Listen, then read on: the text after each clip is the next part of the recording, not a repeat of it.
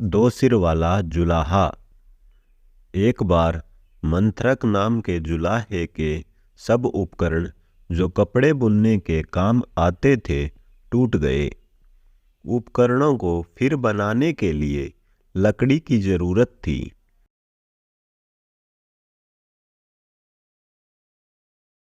लकड़ी काटने की कुल्हाड़ी लेकर वह समुद्र तट पर स्थित वन की ओर चल दिया।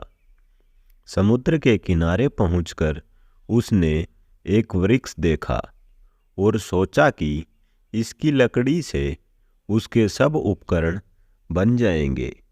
यह सोचकर वृक्ष के तने में वह कुल्हाड़ी मारने को ही था कि वृक्ष की शाखा पर बैठे हुए एक देव ने उससे कहा, मैं इस वृक्ष पर आनंद से रहता हूं और समुद्र की शीतल हवा का आनंद लेता हूं। तुम्हें इस वृक्ष को काटना उचित नहीं। दूसरे के सुख को छीनने वाला कभी सुखी नहीं होता। जुलाहे ने कहा, मैं भी लाचार हूं। लकड़ी के बिना मेरे उपकरण नहीं बनेंगे, कपड़ा नहीं बुना जाएगा, जिससे मेरे परिवार वाले भूखे मर जाएंगे। इसलिए अच्छा यही है कि तुम किसी और वृक्ष का आश्रय लो। मैं इस वृक्ष की शाखाएं काटने को विवश हूं। देव ने कहा, मंथरक, मैं तुम्हारे उत्तर से प्रसन्न हूं। तुम कोई भी एक वर मांग लो, मैं उसे पूरा करूंगा। केवल इस वृक्ष को मत काटो। मंत्रक बोला, यदि यही बात है तो मुझे कुछ देर का अवकाश दो।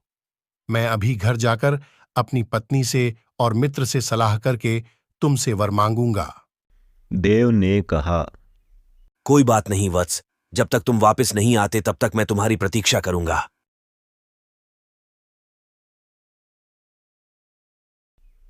गांव में पहुंचने के बाद मंत्रक की भेंट अपने एक मित्र नाई से हो गई। उसने उससे पूछा, मित्र, एक देव मुझे वरदान दे रहा है। मैं तुझसे पूछने आया हूं कि कौन सा वरदान मांगा जाए। नाई ने कहा, यदि ऐसा ही है तो राज्य मांग ले। मैं तेरा मंत्री बन जाऊंगा। हम सुख से रहेंगे। तब मंत्रक ने अपनी पत्नी से सलाह लेने के बाद वरदान का निश्चय करने की बात नाई से कही। नाई ने स्त्री के साथ ऐसी मंत्रणा करना नीति विरुद्ध बतलाया। उसने सम्मति दी कि स्त्रियां प्रायः स्वार्थपरायणा होती हैं। अपने सुख साधन के अतिरिक्त उन्हें कुछ भी सूझ नहीं सकता। अपने पुत्र को भी जब वह प्यार करती है तो भविष्य में उसके द्वारा सुख की कामनाओं से ही करती है। इसलिए मुझे ऐसा लगता है कि इस मामले में स्त्री से बात करना व्यर्थ ही है। फिर भी मैं अपनी पत्नी से बात किए बिना मैं कोई निर्णय नहीं ले सकता हूं। चाहे जो हो, इतना बड़ा फैसला लेने से पहले एक बार उससे सलाह जरूर लेनी चाहूंगा।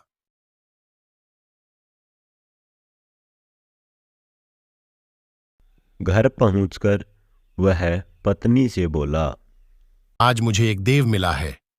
वह एक वरदान देने को उद्यत है। नाई की सलाह है कि राज्य मांग लिया जाए।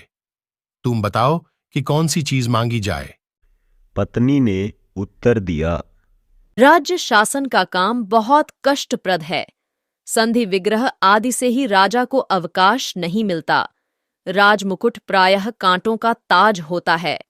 ऐसे राज्य से क्या अभिप्राय जो सुख न दे। मंत्रक ने कहा, प्रिय, तुम्हारी बात सच है। राजा राम को और राजा नल को भी राज्य प्राप्ति के बाद कोई सुख नहीं मिला था। हमें भी कैसे मिल सकता है। किंतु प्रश्न यह है कि राज्य न मांगा जाए तो क्या मांगा जाए। मंत्रक पत्नी ने उत्तर दिया, तुम अकेले 2 हाथों से जितना कपड़ा बुनते हो उससे भी हमारा व्यय पूरा हो जाता है। यदि तुम्हारे हाथ 2 की जगह 4 हों और सिर भी 1 की जगह 2 हों तो कितना अच्छा हो। तब हमारे पास आज की अपेक्षा दुगना कपड़ा हो जाएगा। इससे समाज में हमारा मान बढ़ेगा। मंत्रक को पत्नी की बात जच गई। समुद्र तट पर जाकर वह देव से बोला, हे प्रभु, मैंने अपने मित्र और पत्नी से इस बारे में बात की और मैंने अपने विवेक से निर्णय लिया है कि यदि आप वर देना ही चाहते हैं तो यह वर दो कि मैं 4 हाथ और 2 सिर वाला हो जाऊं। मंत्रक के कहने के साथ ही उसका मनोरथ पूरा हो गया। उसके 2 सिर और 4 हाथ हो गए। किंतु इस बदली हालत में जब वह गांव में आया तो लोगों ने उसे राक्षस समझ लिया और राक्षस राक्षस कहकर सब उसका उपहास उड़ाने लगे। 2 सिर वाला पक्षी। एक तालाब में भारंड नाम का एक विचित्र पक्षी रहता था। उसके मुख 2 थे किंतु पेट एक ही था। एक दिन समुद्र के किनारे घूमते हुए उसे एक अमृत समान मधुर फल मिला। यह फल समुद्र की लहरों ने किनारे पर फेंक दिया था। उसे खाते हुए एक मुख बोला, ओह, कितना मीठा है ये फल। आज तक मैंने अनेक फल खाए, लेकिन इतना स्वादु कोई नहीं था। न जाने किस अमृत बेल का यह फल है। दूसरा मुख उससे वंचित रह गया था। उसने भी जब उसकी महिमा सुनी तो पहले मुख से कहा, मुझे भी थोड़ा सा चखने को दे दे। पहला मुख हंसकर बोला, तुझे क्या करना है? हमारा पेट तो एक ही है, उसमें वह चला ही गया है। तृप्ति तो हो ही गई है। यह कहने के बाद उसने शेष फल भी खा लिया। दूसरा मुख उसी दिन से विरक्त हो गया और इस तिरस्कार का बदला लेने के उपाय सोचने लगा।